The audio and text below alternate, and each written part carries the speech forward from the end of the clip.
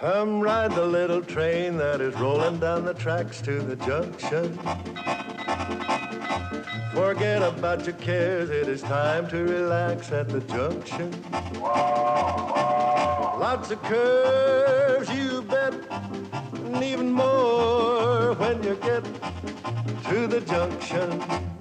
Petticoat Junction. There's a little hotel called the Shady Rest at the junction. Petticoat Junction. It is run by Kate. Come and be her guest at the junction. Petticoat Junction. And that's Uncle Joe. He's a moving kind of slow at the junction. Petticoat Junction.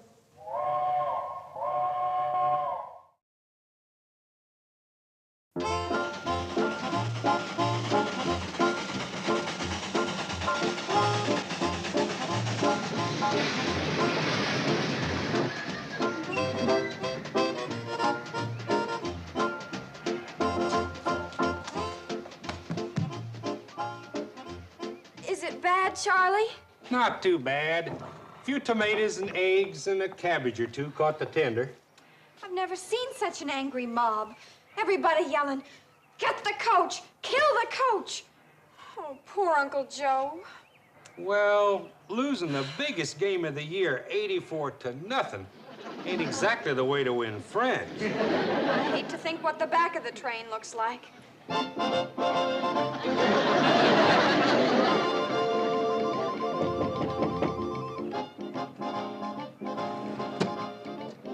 Safe to come out now? Yes, Mr. Bedloe.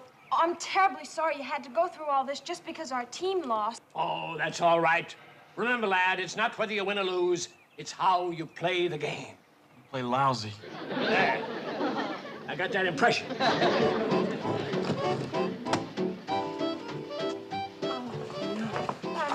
Oh, I'm sorry, kids. But remember, it's how you play the game. Yeah, that's what Mr. Bedloe just said.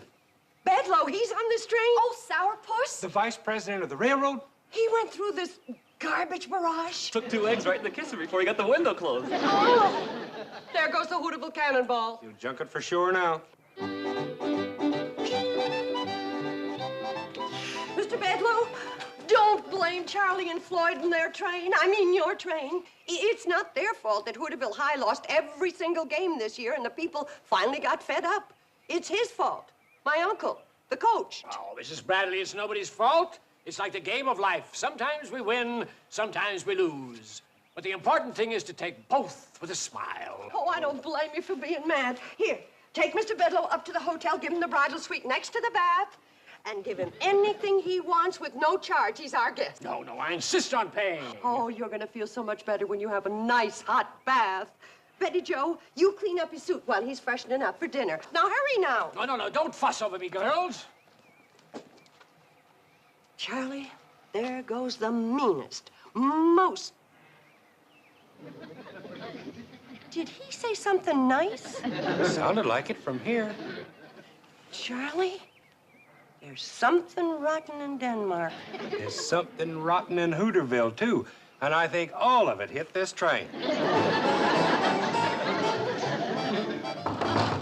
You can come out now, Coach. Okay, Joe. Is it safe? Reasonably, you still got to face Kate. Oh, hi, Kate. Aye. Well, Hooterville Hornets dropped another close one today. Close is right. Close to 100-0. This is the last year I'm going to coach that ungrateful Hooterville outfit. You can bet on that. This may be the last year for everything. The hotel, the train. What are you talking about? You know who was on this train and got hit by 2 eggs meant for you? Who? Mr. Mean himself, Homer Bedloe. Well, he don't scare me none. I'll face up to him just like I faced up to that angry mob.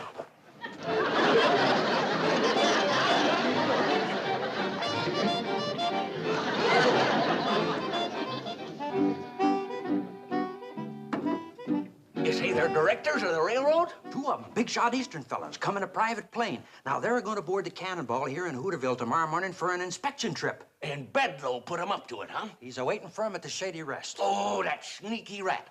Somebody's got to warn Kate and the boys. Well, how? There ain't no train, no phone, no road, no... The handcar. Yeah, send Herbie Bates. Oh, no. He got chased out of town along with his coach. Sam, you can't pump that car clear to Kate's hotel. But I can try.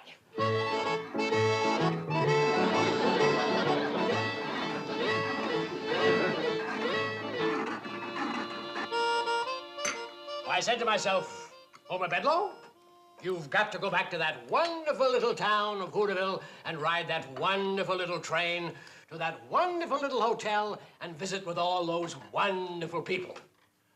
I'll say one thing for you, Homer. You're a good loser, but we really outsmarted you when you tried to scrap the cannonball. Uncle Joe, Mr. Bedloe doesn't want to talk about that. Kate, women don't understand the kind of sportsmanship that goes on between men. Now, Homer and me locked horns, and he got the worst of it. But he ain't mad, are you, Homer? Not a bit. Of course, I guess you did look kind of silly back at the main office. Certainly did. See how good he's taking it? He don't mind being beaten by a better man. Uncle Joe, I need you to help me move something into the lobby. Sure, Kate. What do you want to move? You.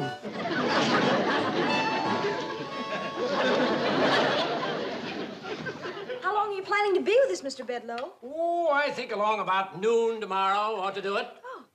Isn't that about the time you boys get the train back from Hooterville? Yes, sir, and we'll be right on time for you, Mr. Bedloe. Oh, no. Take your time. Be late. I don't mind. Hear that, Charlie? We can sleep late. Floyd, we got to get up early and clean the train. It's a mess. We'll help you. Sure we will, Charlie. Oh, no. You young people shouldn't waste a good Saturday morning cleaning a train.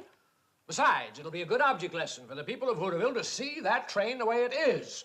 Remind them of how ugly mob violence can be. No. The messier it looks, the better. I tell you, that man's up to no good. He's out for revenge. Well, now, if he was a woman, I'd agree with you. Never turn your back on a woman. They're sneaky, cunning, and treacherous. Thanks. But a man is different, so stop worrying about Bedloe. Uncle Joe, you tell Floyd and Charlie to meet me down at the train. I'm going into town and talk to Sam Drucker. What about? About the price of horseradish. Well, at least I got you to stop worrying about Bedloe.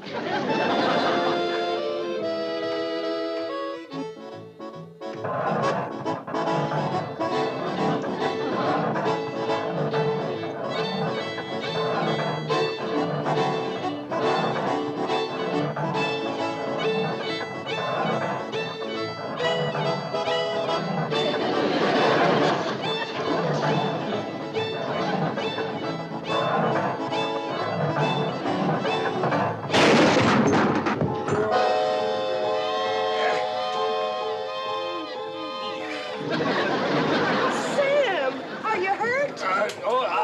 I don't think so, no. I'll be all right, Kate. As soon as I can stop pumping.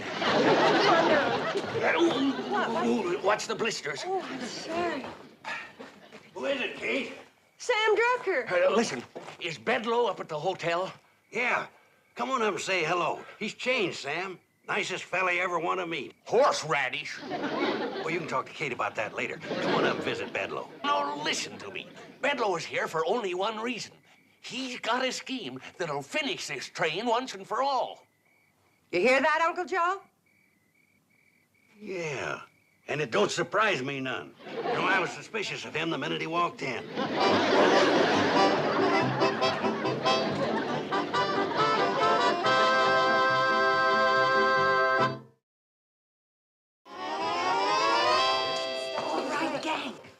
Those big city railroad directors see the Hooterville Cannonball in the morning, she's gonna be shining like a new penny. From cowcatcher to caboose. Yeah, ain't that right? Mr. Bedloe's in the lobby. Hey, come on, get your buckets, let's go. Yeah. Betty Jo, listen, you and Herbie help Floyd and Charlie scrub down the locomotive, okay? Now, Bobby Joe, you and Bill... Where's Billy Joe? She didn't like the way her blue jeans fit her, so she's taking them in through the... Oh. Now, come on. Let's go. We only got till daybreak. Oh, no, Sam. No. You've done your part. You go to bed and rest those blisters. Not me, Kate. I want to be in and foiling Bedloe all the way. Thank you, Sam. He dozed off. I think it was your eggnog that did it. Well, I thought it would. I put a half a bottle of cooking sherry in it. I wondered how he could go to sleep while I was telling him the story about my wooden Indian. I was telling him all about my great-great-uncle, Kit Carson, how he carved it out of solid oak with a hunting knife given to him by this old Indian chief when he was just a boy living in the woods down in southeast. Joe, you're putting me to sleep, and I got work to do. And so have you. So grab a bucket and head down at the train. Kate, don't you think somebody should stay here and keep an eye on Bedloe? Well, I'm gonna do it. I got work to do here in the kitchen. Did you set his watch ahead? Yeah, set it ahead till midnight. How about the other clocks? Oh, I forgot. Here, I'll start with this one. Say, where is everybody? Oh, Uncle Joe, get this stuff out of sight. Here. Mrs. Bradley, where'd everybody disappear to? Shh. Everybody's in bed asleep. It can't be at this time of night. It's... Holy smokes, it's after midnight. Shh, you wake everybody up. There must be something the matter with my watch. It can't be this late. Well, it is, and you should be in bed, too. I'm not sleepy. I'll make you some more eggnog. Oh, that's darn good eggnog, but I don't want you to go to all that trouble. Oh, it's no trouble at all. I can't believe I slept for 3 hours. Is there a clock in here? Well, I'm so ashamed it's so dirty, you can't tell what time it is.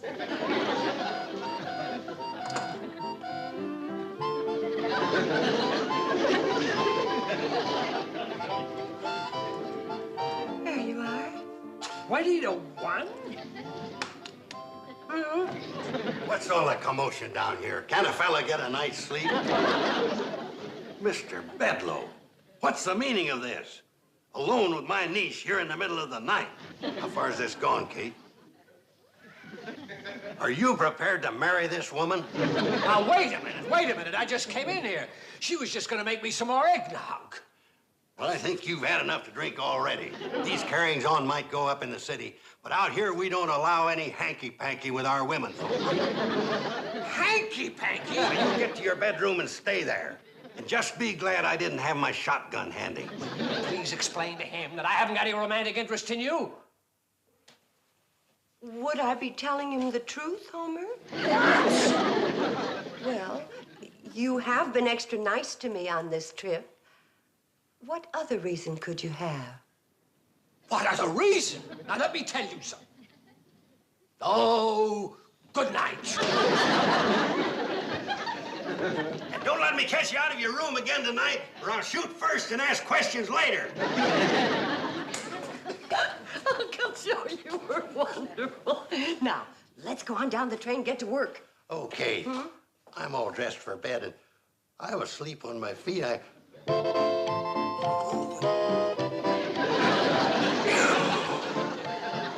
Let's go.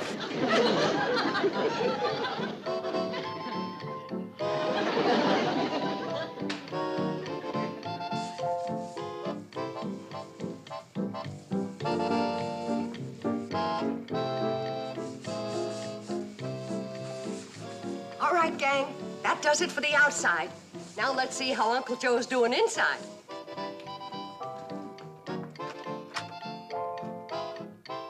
Uncle Joe?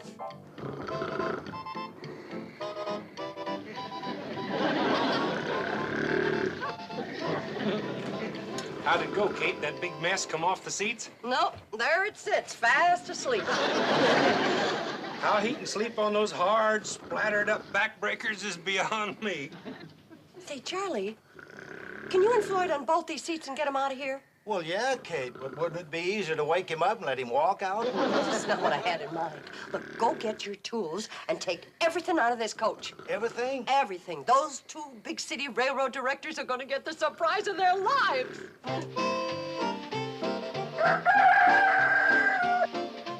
That's funny. I could have sworn there was a chair and couch there last night.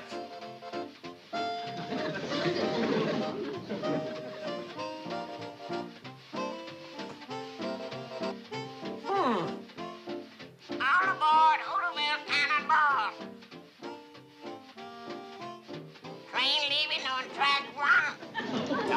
after today.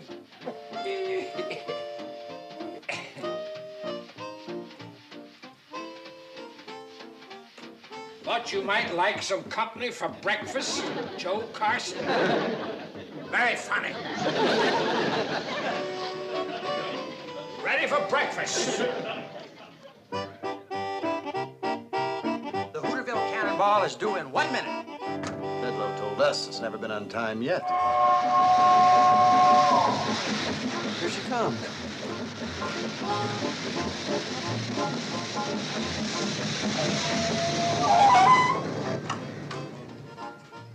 Hooterville!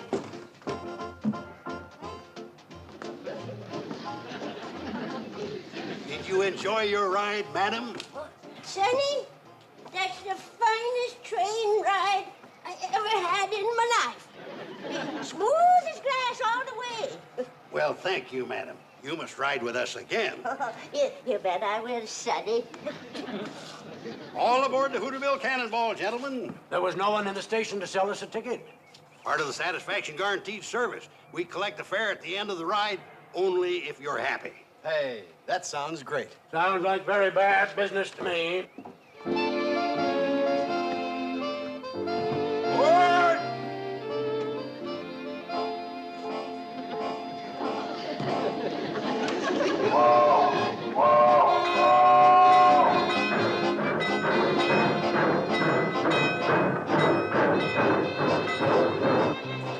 Good morning, gentlemen. Welcome aboard train number 3, the Hooterville Cannonball. I'm your hostess, Miss Bradley. How do you do? Hello. Your engineer for this trip is Mr. Charles Pratt, a veteran of 35 years at the throttle.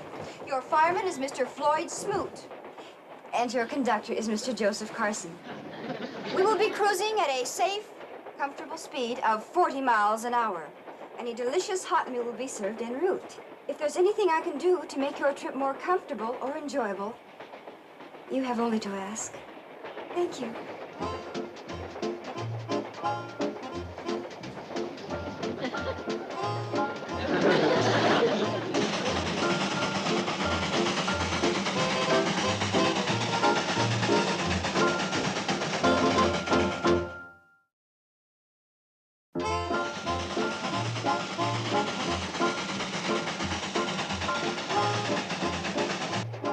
You give a very good shine, young fellow. Thank you, sir.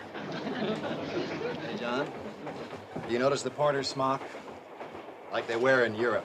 Yeah. The service on this train is a lot like the crack continental trains, too. Oh, come now, Matt. You can't compare the Hooterville Cannonball to, say, the Train Bleu. Oh, you know, the blue train from Paris to Nice. Well, no. I happen to hear that, sir. What has the blue train got that we haven't got? Well, besides the shoe shine, you can get a haircut, a manicure. Herbie, Porter, tell the personnel director to send in one of our barbers and a manicurist immediately. What? Quickly, boy. Pepper. Mom? Mm-hmm. Bobby's ready to entertain. Oh, good. Oh, Bobby, that's kind of brief. Well, I've word in the Hooterville High Follies. Oh, well, Oh, hi, Herbie. How's it going? Fine. Until Uncle Joe promised him a barber and a manicurist. What? Sam, did you ever give a haircut? No. Well, there's a first time for everything. Herbie, give him your smock. Here, that's your take over here. Bobby Joe, hand me my sewing basket. Yeah. Sam? Betty Joe? Did you ever give a manicure? A locomotive engineer? How about you, Bobby Joe? Well, I do my own nails. Well, now you're doing someone else's. But I haven't got my stuff with me. Make do. Buffer. Orange sticks. What about nail polish? What about nail polish? Oh. Here we are. Vanilla extract? Keep the label hid. Right out there is some of the most unusual scenery in the world. I don't see anything so unusual about it. Well, you notice that windmill out there? Yeah? I'll tell you about that windmill. Oh, here comes the barber and the manicure.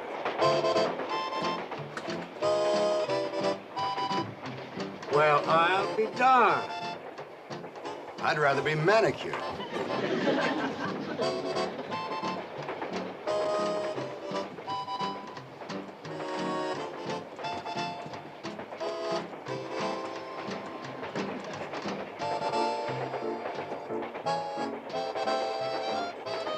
What do you think of the foreign situation?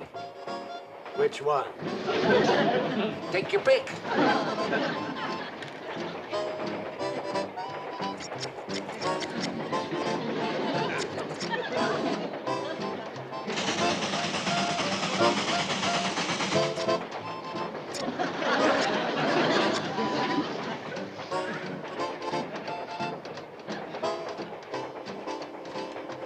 There you are, sir. Huh? Your haircut is finished, sir. Haircut, yeah. Oh, now, where's the mirror?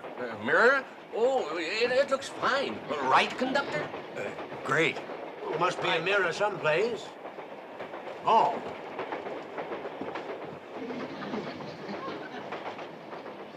Barbara, come here. Yes, sir.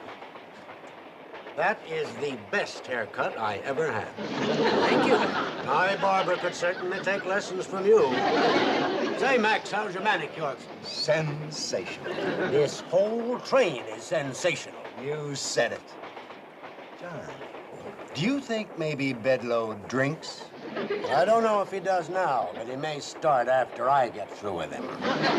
I'm telling you that when John Fisher gets through with a Hooterville cannonball, it'll be nothing but a pile of scrap. He'll rip up those tracks with his bare hands. There's the only man I know that's meaner than me. These local yokels thought they had me over a barrel, thought they had me outsmarted. Well, nobody gets the best of me. I never forget, and I never forgive. I'll see every last one of them in the poorhouse. Come to think of it, I'm as mean as John Fisher. Maybe meaner.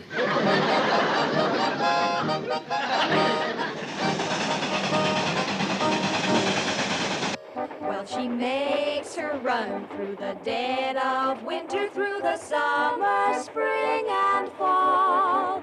Neither cold nor heat nor flood can stop her. She's the Hooterville Cannonball.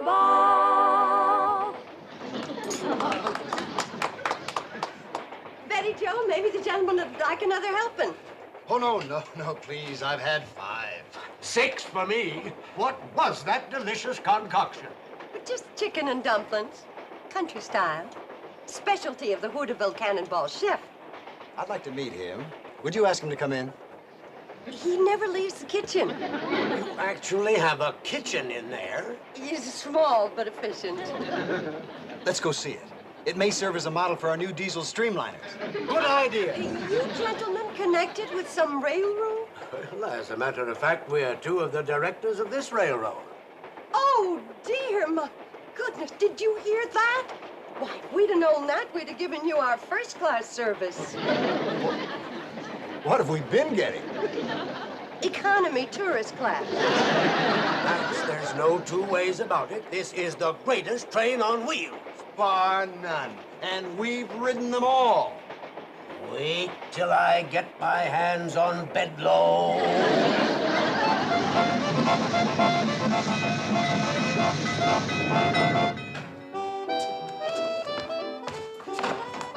I heard the cannonball pull in 3 hours late. I'll bet that really burned old John Fisher. Fisher. Oh, that's the name of the gentleman that's waiting down at the train to talk to you. Yeah, him and a fella named Thornton. They're going to give you a new position with the railroad. Who says that meanness doesn't pay off?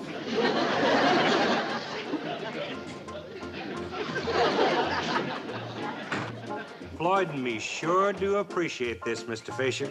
Yeah, Mr. Fisher. The kind of train you boys run, you deserve it. Snap to it, Bedloe, or you won't even keep this job. Sir, boss. Where'd I go wrong?